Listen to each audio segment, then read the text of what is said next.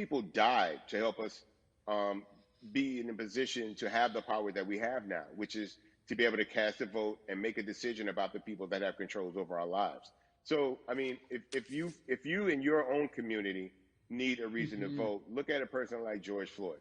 If the people in your city are not open to police reform, are not open to having a conversation about defunding the police, are not open to issues concerning economic equality, judicial equality, and racial equality, right? If they're scared to say Black Lives Matter, you have the power to put people in those positions who do believe that Black Lives Matter, who do believe in Hmm. racial equality, economic equality, judicial equality, That's right. right? That's Who right. see us as human beings. And if the people in your community don't feel that way, vote them out. It's that simple. It's just vote them out. We don't have enough time to sit around and hope that people change their minds. Yeah, Bumpy, you point out something so important. We have the power, and that is in our vote, and that is with our voice, and that's how we use our voice. I think of where we are right now. People say this is a particular moment, but it is a movement, not just a moment, it is a movement. Why, in your opinion, was it George Floyd's death? Why was that the chosen brutality for people to say, oh my God, black people are still oppressed in this country, and it is not fair? I think it's twofold, Carrie. And so many different encounters with between people of color and the police, there simply is no proof of what happened in the interaction. Mm, And so what happens is in a court of law, it tends to lean towards the policeman's point of view, right? In this case, we saw very clearly what happened. I think the other thing is due to the fact that everyone was at home, basically during this time period in relation to the coronavirus. You couldn't avoid it, right? It was on every television station, it was on every absolutely. social media platform. Everywhere you turn, you were constantly hit upside the head with this message. You see in the interaction that this man did nothing to deserve what happened. That's right. That's so well said because if you think about it, in the grand scheme of things, it wasn't worth it, and he didn't have to lose his life. I think that you touched on something that a lot of people talk about, and that is now defunding the police. That has been such a huge conversation, but there's so many misconceptions around defunding and dismantling. If you will, educate the audience. All right, so most people, when they hear the term defund the police, they tend to think of, oh, they're going to take away our police department. Nothing could be further from the point.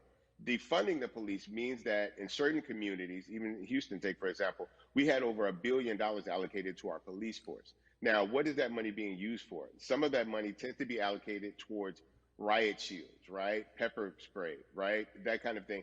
That's only used against the people that fund this budget, right? So why would the people want to supply the police with the means to oppress them? If the police are concerned about the situations in certain Yep. communities with a higher crime rate, well, higher crime rates tend to happen in communities where there's not there's not employment opportunities, right? There's not a lot of social services, and people are going to do what they need to do to take care of For themselves sure. and their families. When the community has more opportunities for employment, more opportunities for upward mobility, then they tend to be a less of a strain on the government.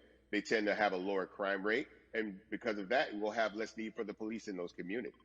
You are passionate about so many different things in terms of making sure that we are holding our leaders accountable. Talk to me about some of the other projects that you're working on. Well, right now, obviously, being a part of More Than a Vote is essential.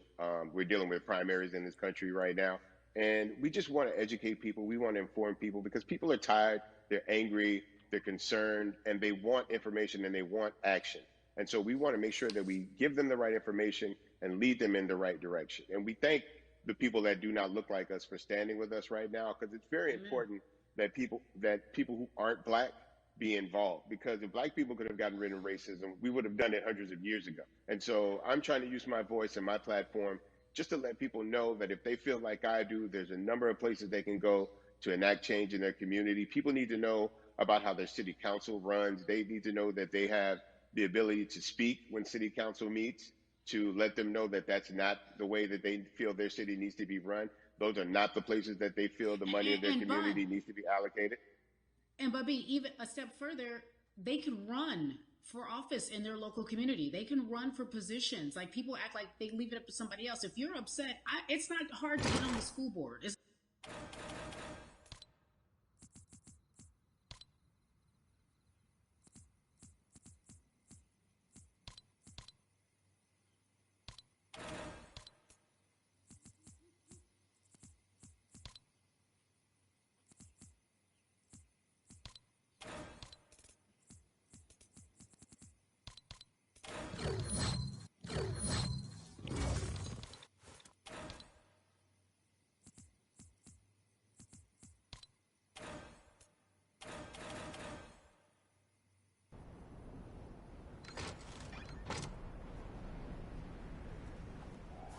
to make a difference. Amen. I feel like I need to go out and run for something. You gave me a rousing speech there, sir. I'd be remiss if I didn't ask you this. When I talk to my brothers, I have to ask you, as a black man, how are you doing? Are you okay?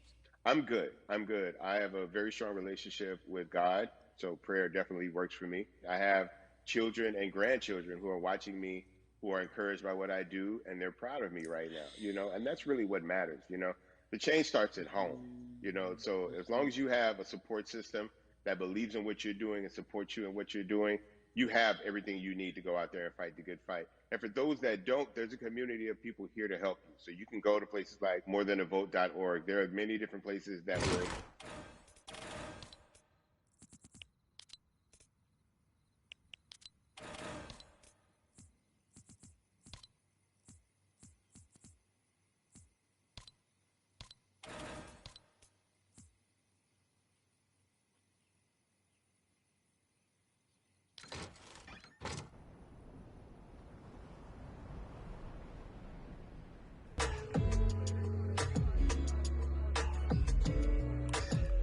Yeah, la la.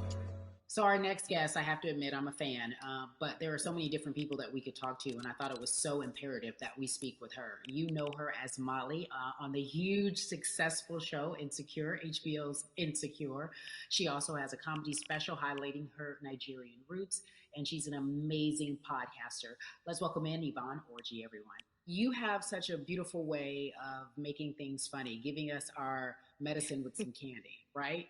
The humor and the healing. You bring all of that to your space. And right now, as you look across this country and how everyone is so broken and so upset, if it's not social injustice, it's the pandemic, it's depression, it's unemployment, the list goes on and on. How are you doing, quite frankly? I'm rediscovering self in a way that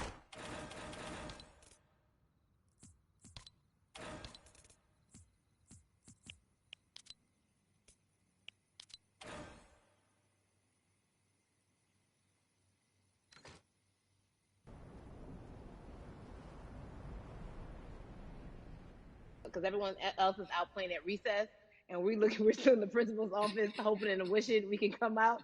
But I think that if we settle into the timeout and really learn the lesson that we're supposed to learn from this season, I think we'll emerge better. We'll learn.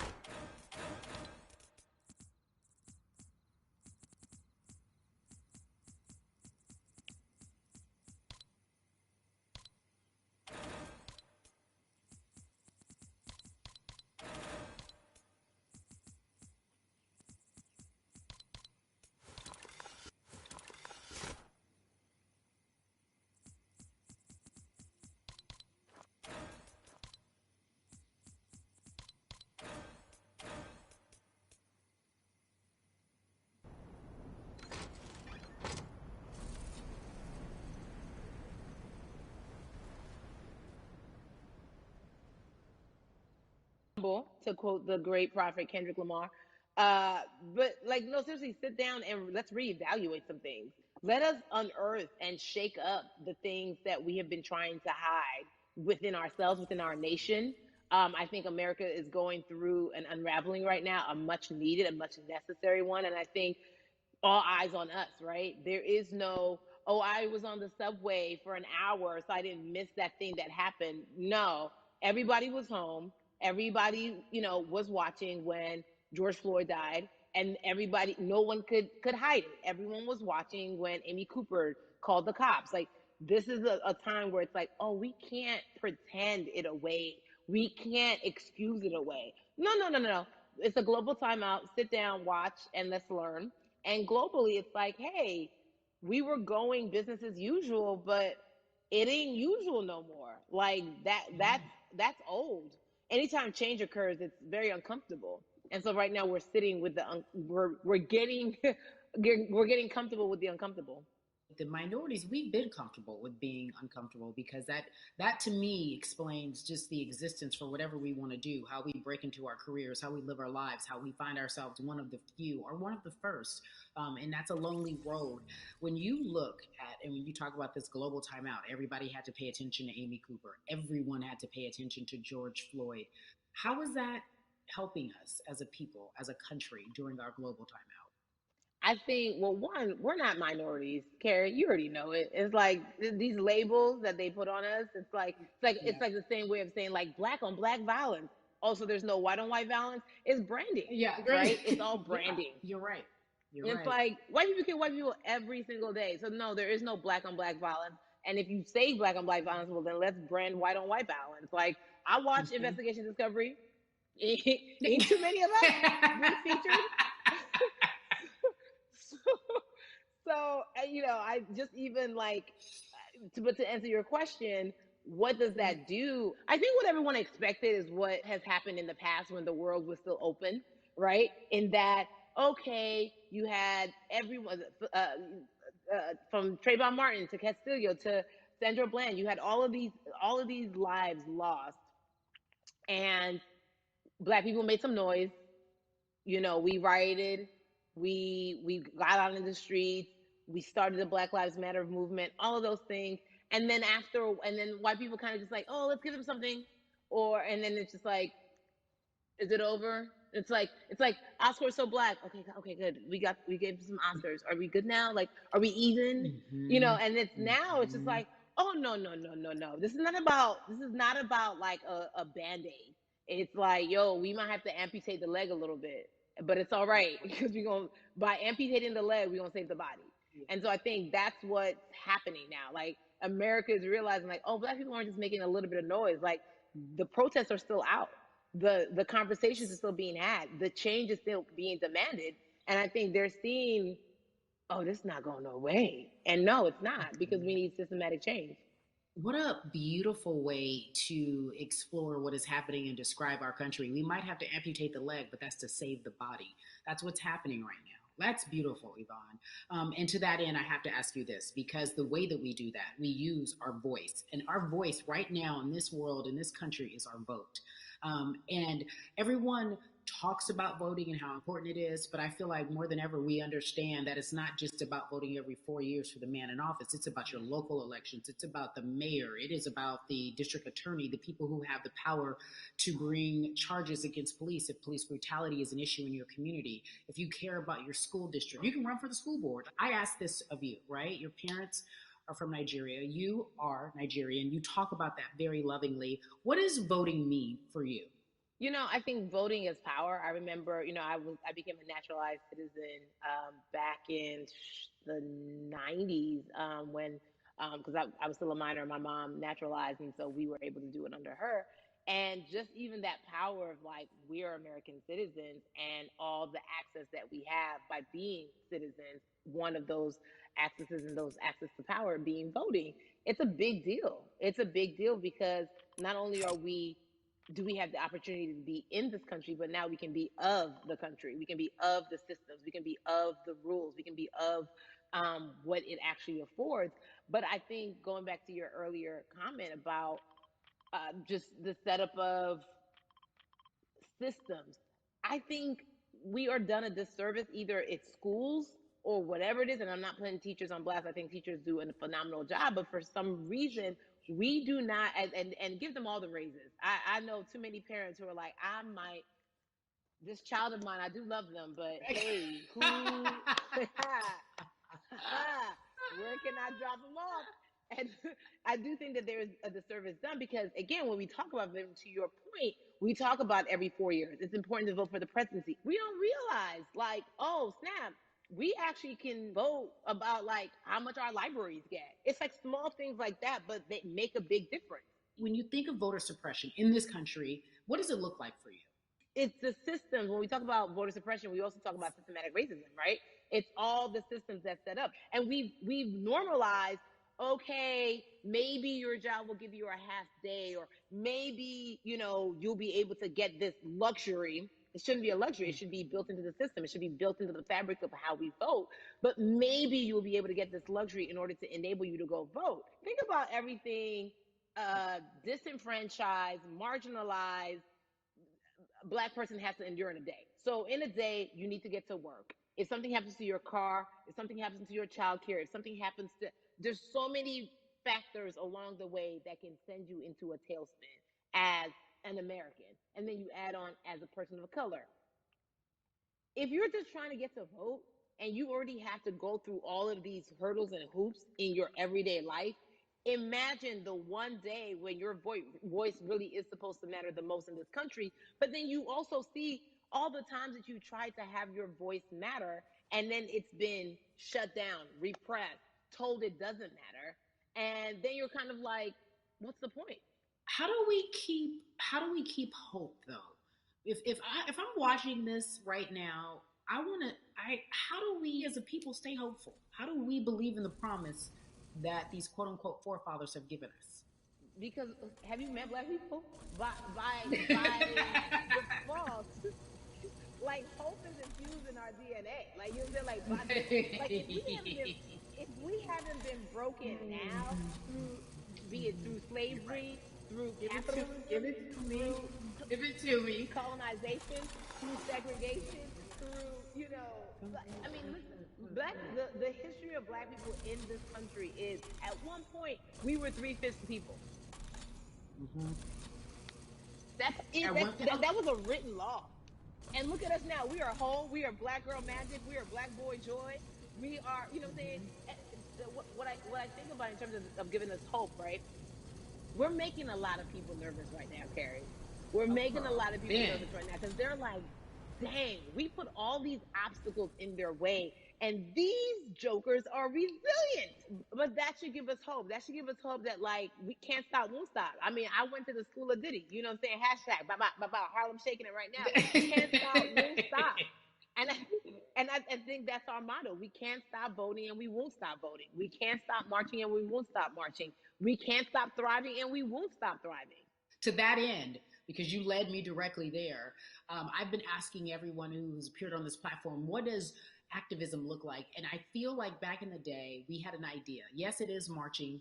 Yes, it is protesting. Yes, it is speaking out against things that we feel are not right or unjust. But talk to me about what activism looks like for Yvonne Orji. Listen, activism, I think the beauty of activism is that it has many faces, right? You're going to have the people on the front lines. Like, you know what?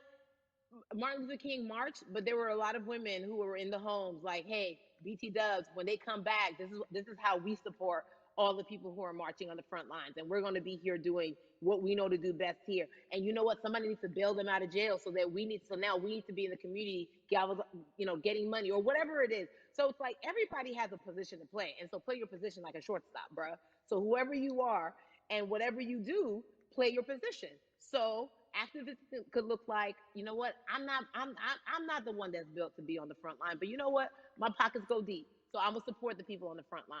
I'm a comedian. Black joy is a form of activism.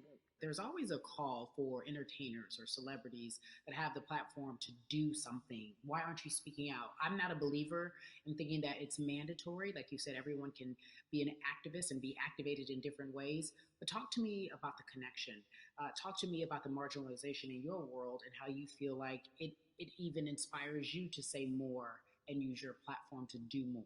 Beneath the surface of what we do, like Niecy Nash says, it's the who, right? The who is the person who's going to be like, hey, let me call this out. Either blind racism in terms of overt racism, in terms of ways that we can be better, in terms of ways that we can actually be more uplifting to the community that you may not even realize that you're serving. Before I let you go, talk to me about the urgency, in your opinion, for people to vote, our people to get out and vote this coming election. Yeah, I mean, guys, if you think you're tired now, I'm telling you right now, we cannot take this sitting down. We can't take this jokingly. I understand that it may be hard to figure out who to vote for, but at the end of the day, we got to vote for our families, We got to vote for our legacies. We got to vote for continued progress. We have to vote for upward mobility. We have to vote for equality in a way that is long lasting. And if we succeeded before, we can do it again. You talk about the whole. This is the time. This is not the time to give up. This is not the time to pretend away that we haven't made progress. We have. There's still much more to be done. And you know what? We might have to get to a point where we pass the baton to our children and our children's children, but we still have work to do now for that generation. Yvonne Orji, you are everything. You are Molly, but you are not Molly. But I love you so much as Molly on HBO's Insecure. You are an amazing podcaster, Jesus and Joloff. Shout out to Lovey. And then we also have movies. Like you, The World, you're a model, a cover model. Also, wait, don't let me forget your hugely successful stand-up comedy special on HBO. Girl, you doing it all. And I am so grateful. You're truly the dream, not just the American dream. You're the black girl, brown girl, do it all dream, the immigrant dream, everything. You're a beautiful, beautiful soul. I really, really mean that from the bottom of my heart. Yvonne Orji, ladies and gentlemen, nothing but the best and excellence personified. Thank you so much, my friend. I love you so much, Mama. Mwah.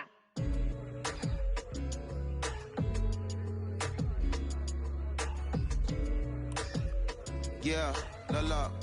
So Atlanta has been one of the hotbeds in terms of political unrest and social injustice. We've seen so much happen in that city, and we've also seen so much come from that city, including one of our very own founding fathers of the civil rights movement, and that's Martin Luther King Jr. But right now, we want to welcome in someone who has used his platform to talk about voting, to talk about racial injustice, and how he's trying to help.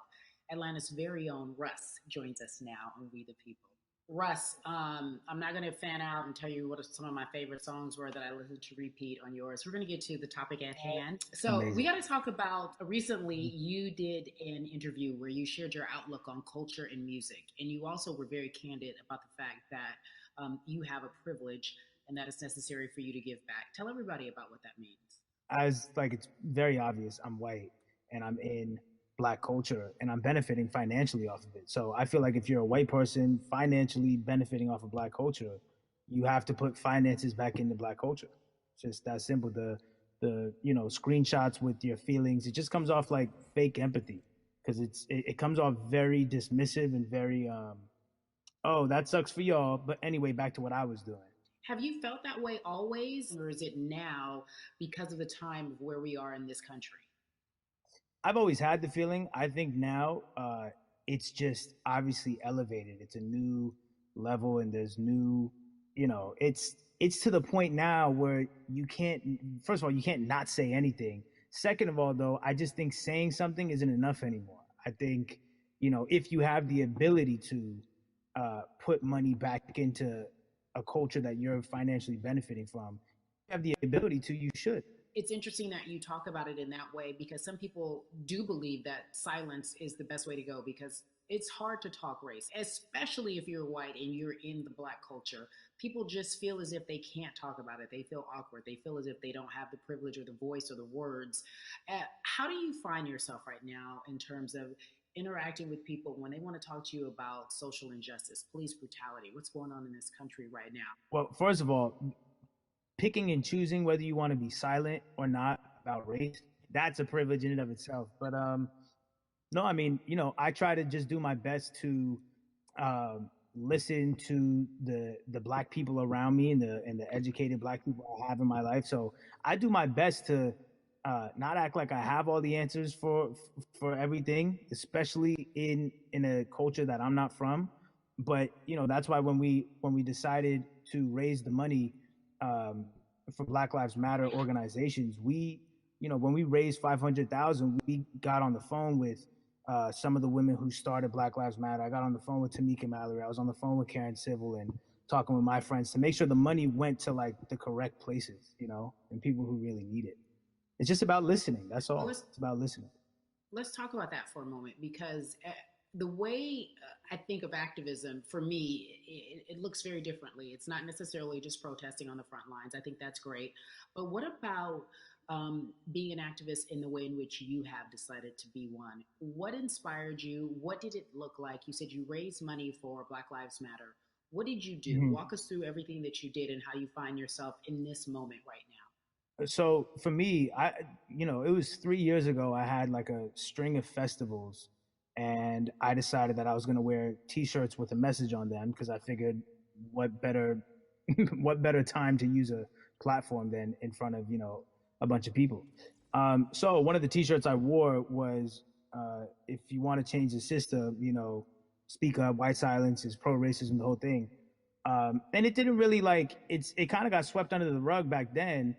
But when all this stuff started happening again, and it's been happening, the police brutality against innocent Black people, I was like, man, I'm not the biggest artist in the world, and I certainly don't have the most white fans in the world, but I got a good amount of people that I can definitely mobilize and turn into some money. And I know they're down for the cause because it's merch, it's a good thing. And I've always been outspoken anyway, And so how am I going to be in Black culture and not be outspoken about racism? And then I got to ask you this, because you grew up in Atlanta, so that gives you a heads up, depending for so many people, because you're in the crux of that beautiful Black city where there are so many wonderful Black leaders, home of so much great music and things that speak to our culture right now. And we are really, really getting our word out, especially with this platform today, and saying that we must use our voice to vote. Talk to me about what the importance of voting for you in this upcoming election. Yeah, so full transparency, I had never voted before, ever. And because, I was one of those people who was like, my vote doesn't matter. And, I don't know, maybe it's because I was younger, maybe it's because I really thought that, or I don't know, but I just think that it's got to, now this is a bit of a privilege to say it's got to a breaking point for me, because obviously it's been past the breaking point for Black people. But I think that as a whole, the young people need to get out and vote, because we're the ones that never show up. You know what I mean? We never show up to vote, but we're the future. So it's like, look, we got to go out there and vote, and then whatever happens, but at least we did our part. You got to do your part. You're very candid in saying that you just decided to vote. And I think there's a beautiful irony in the fact that you have your fans saying, because of you, I'm voting. Right. And there's something beautiful about that. But I want to know why now for you. Why in this moment is it important for you to vote? And what hit your spirit to say, yes, this is the time to do it?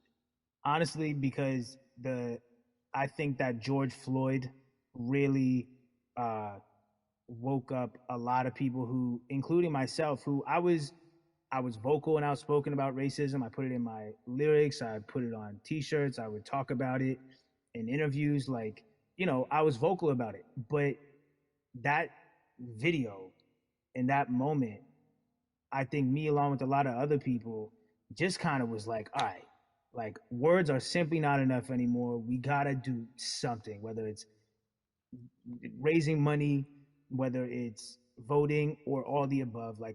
We got to do something, and I'm ashamed that it took that for me to be like, I need to raise money and I need to vote.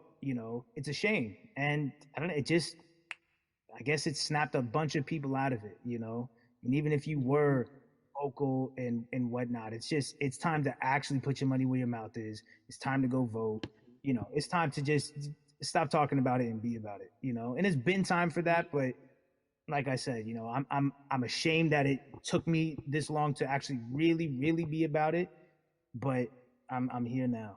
So Russ, we all know that this is going to be your first time voting. Tell me what that experience is going to be like for you in terms of what you're excited about. I think what it's going to do for me. It's going to let me know that I'm contributing to something bigger than myself, and I'm actually putting my money where my mouth is, and I'm being about it. Because for so long, and I know I'm not alone with this, but standing on the outside and just screaming about this and that and this should change, and it's like, all right, but did you vote?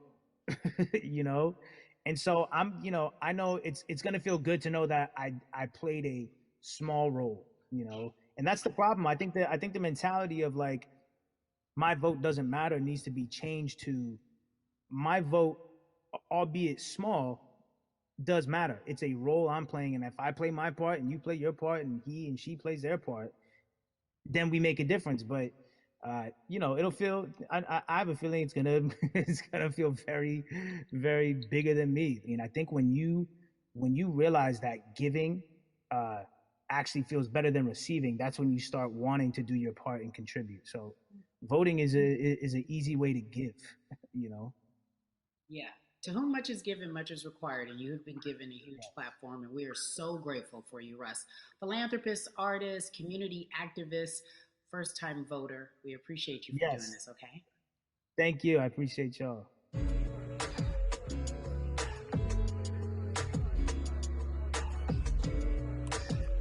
Yeah, la la.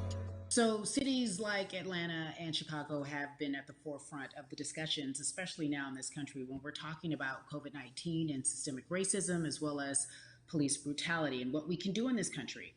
Again, we're continuing our conversation, letting you know that your voice is your vote and your vote is your voice. We can change where we are in this country. Currently, I'd like to welcome in Chicago Cubs right fielder Jason Heyward. I appreciate you. I brought in Atlanta and Chicago because I know you grew up in the metropolitan area of Atlanta, more specifically McDonough, let's be technical.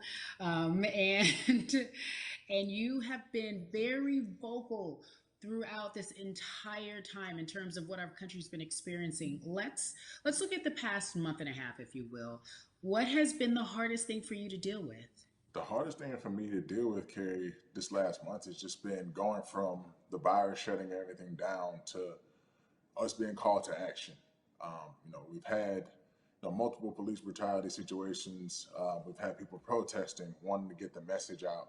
But I really realized that I need to be a part of the positive message and make sure that doesn't get lost in all the chaos going on, for people to actually hear from a reasonable, respectable person who cares about everyone involved. A reasonable, respectable person who cares about everyone involved, which leads us to More Than a Vote. It is a beautiful collective of Black athletes and artists. You are a part of that. Talk to me about why that's important for you right now, and this be a part of that collective. To me personally, it's important to be a part of that because I've somewhat used baseball and my craft as an excuse to not get more involved in voting. But I can't any longer use baseball and work as an excuse not to get educated, and not also to show people like at any moment in time, any walk of life, we can make a difference. So tell me in your words, what does activism look like for you? In my words, it looks like LeBron James, the biggest athlete right now on the planet, speaking up and breaking the ice for everyone. But I think for the first time, people see and hear from us. So now we have white teammates, we have other people speaking up and realizing, okay, like this is how we go about doing this.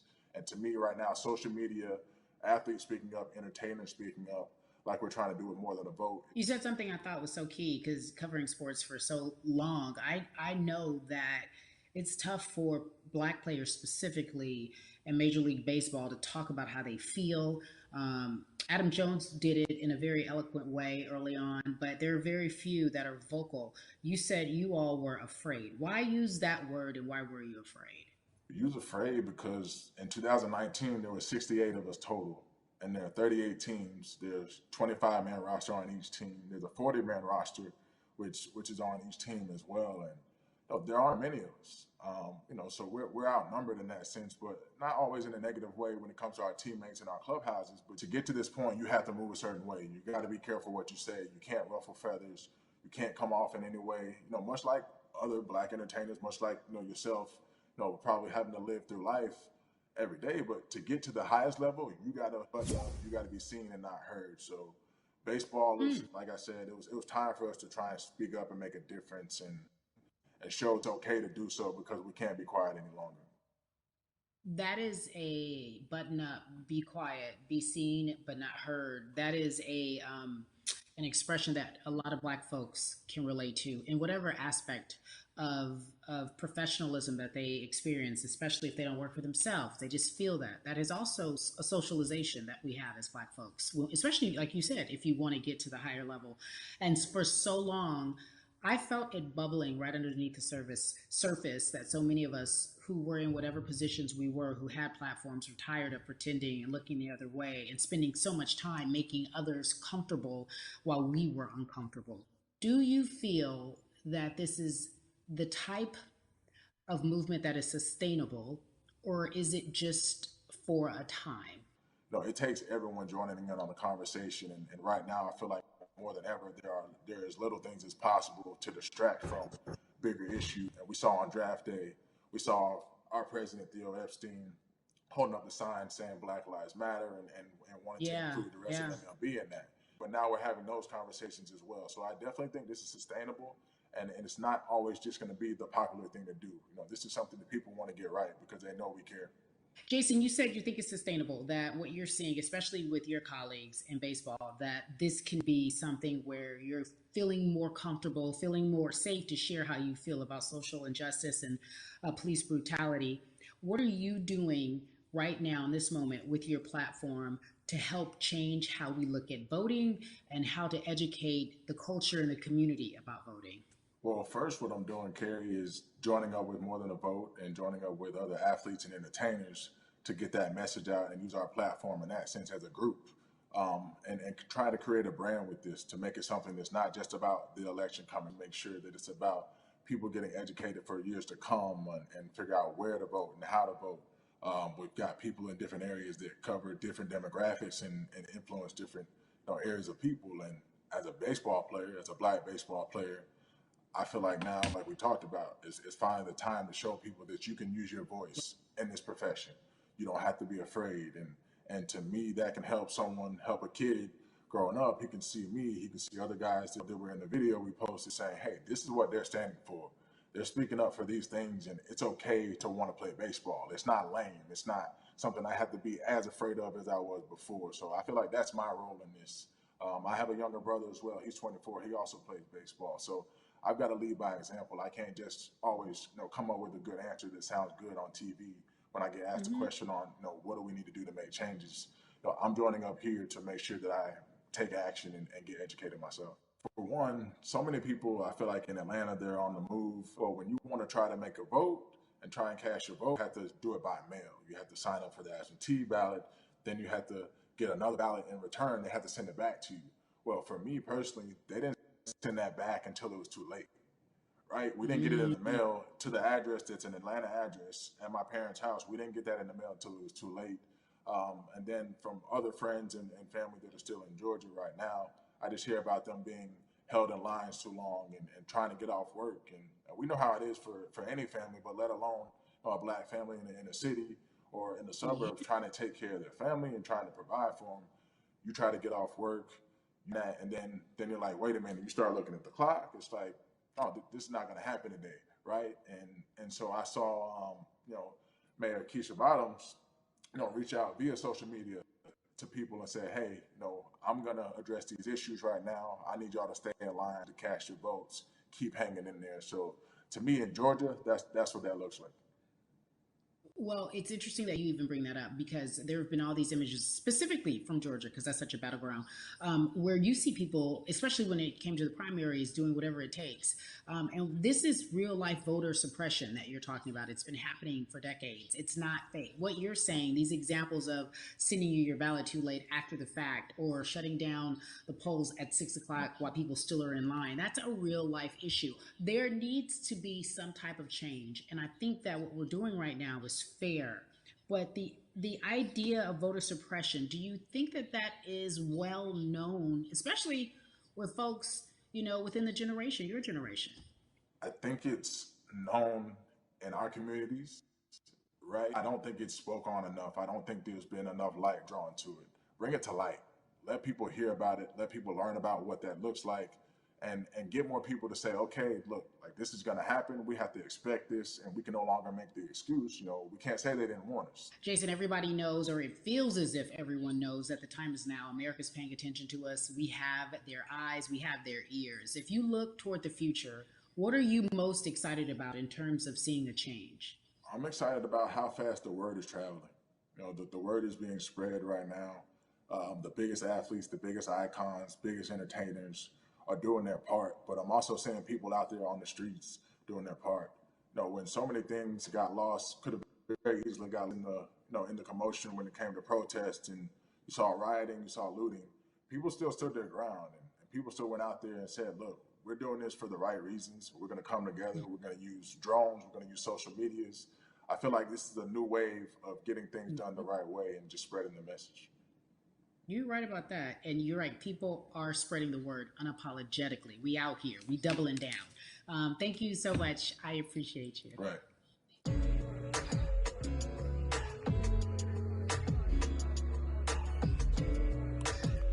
Yeah, la la. Hey, everybody. I am so excited to welcome a friend, a brother, family member, if you will, former colleague, NBA great, sports analyst, philanthropist. He does it all. And he's here to give us his time and his platform to talk about something that is so important, that is voting. Everybody, welcome Jalen Rose to We the People. Talk to me about how important it is for the people who know you and love you and look up to you. Why is it so important that you use your platform to talk about voting? Initially, we have to get past the stigma of the mental systemic racism that comes with the presidential race, governors, mayors, senators, judges. We've been conditioned to believe that our vote does not matter. So usually when we looked up at all of those races and people that were running, not only did they not look like us, we didn't believe they were there to represent our best interests. So therefore, as a collective, we didn't mobilize until Barack Obama, and we felt a sense of hope that finally our country is going to do something that we felt would never happen in our lifetime. And I remember being at the inauguration in 2008. I made sure I was there. And we voted. In 2016, we didn't vote, Carrie. We didn't vote. And so many people try to make this political. This is not political. Me telling somebody to vote is like telling somebody to pay taxes. So that's one, getting over the stigma of nobody is going to represent our best interest. And then number two, the reality is that the person that gets the most votes doesn't necessarily win the presidency. That's uncomfortable right there, because that's actually what took place in 2016. The Electoral College chose the president. And if you put all of their pictures up, I'm pretty sure they look a lot more like each other than they look like you and I. How about that? And then the third thing, especially in urban environments, oh man, they create barriers for us, Carrie. It's like you got to jump over the fence, you got to run past the dog, you got to jump on the hood of the car. The lines is 5 hours long. You get up to the poll and they don't work. Elderly people working in the city, while they got the young people who understand technology working in the suburbs. Like, these are all systematic things that try to discourage us from voting. And then finally, we don't have a day off to vote. We need to work. So we don't get a day off. It's going to be a full day, and I got to work to pay my bills. So you know what I'm going to do? I'm going to mail in vote. And you know what you want people to realize? That counts too. So your vote will be counted if you're able to mail it in. So those are a few things that I hope that we can do and mobilize. And shout to LeBron and his team. Shout to you and everybody involved. We will make a difference. Well, let's talk about more than a vote.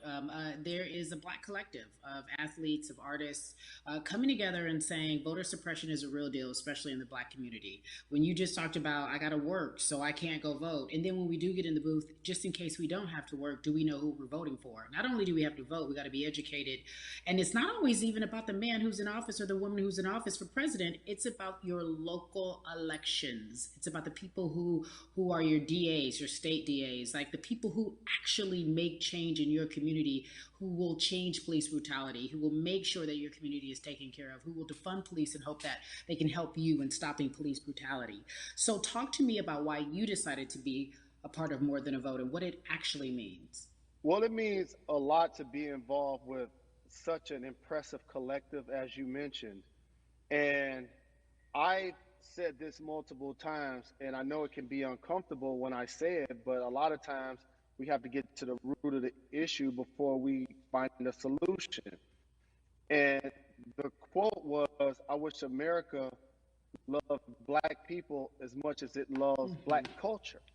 And this collective, by the way, represents in a lot of ways what's encouraging, but also sometimes disappointing about our role as black people in America.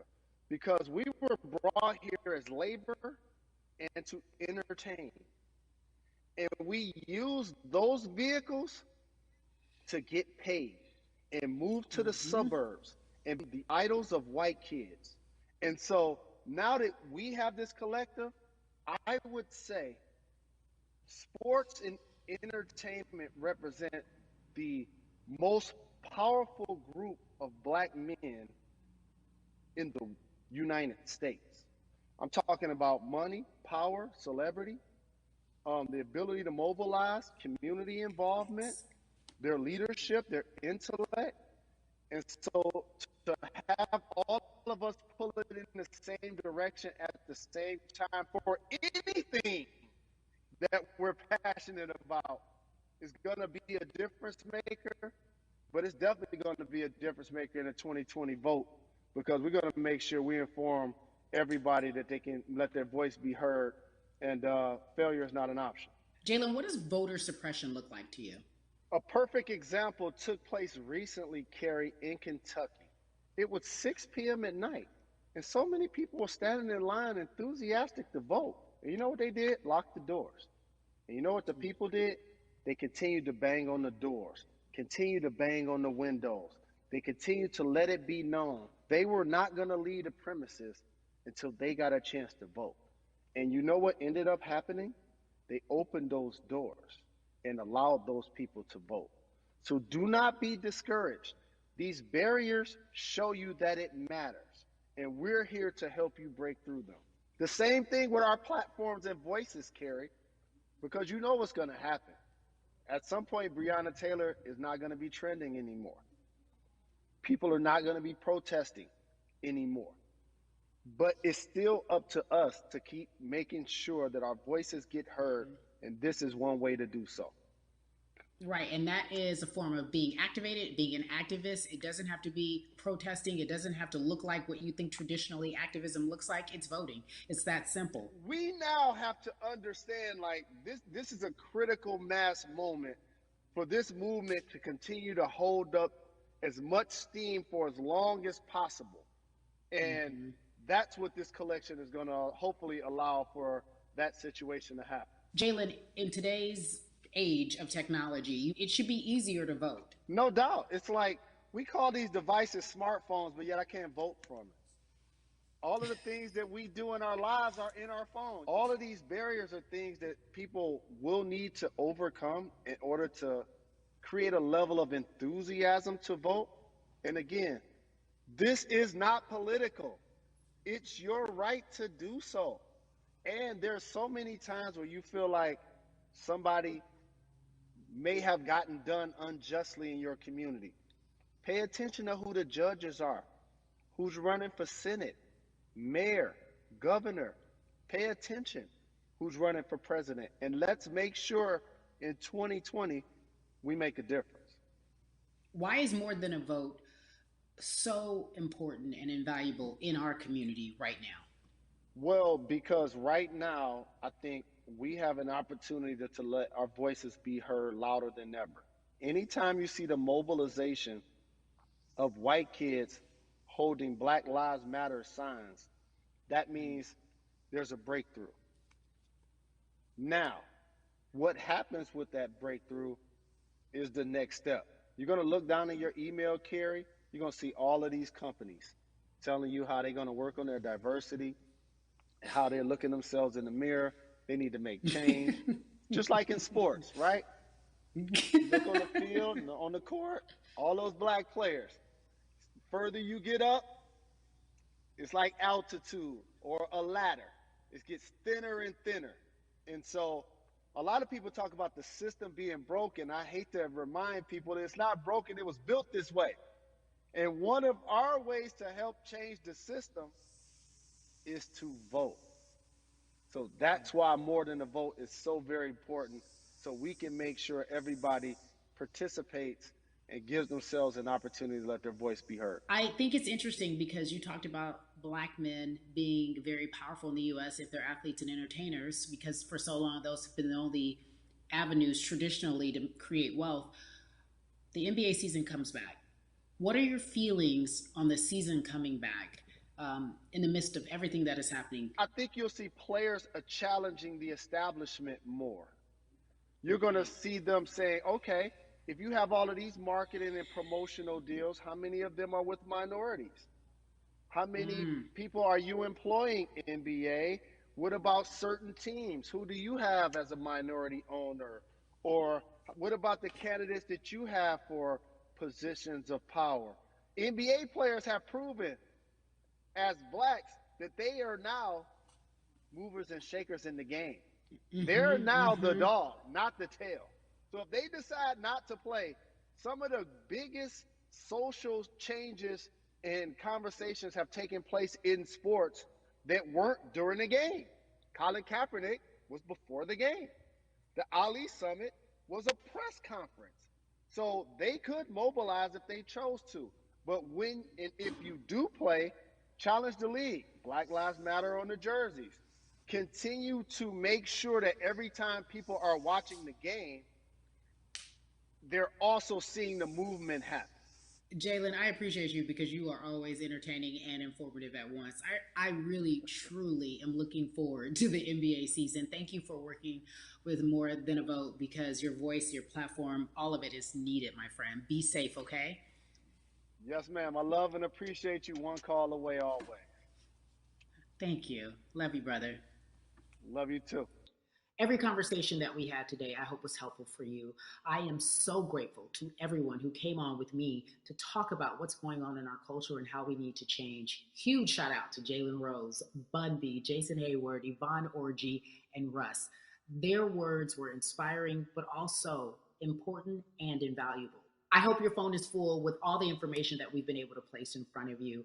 Again, you need to check out these resources because they are so important because we want you to vote. That is your voice. It is important. We, the people, want you to vote. So go to morethanavote.org, fairfight.com, and whenweallvote.org. Again, thank you so much for joining us and paying attention because this message, again, is invaluable. I'm Carrie Champion for We the People.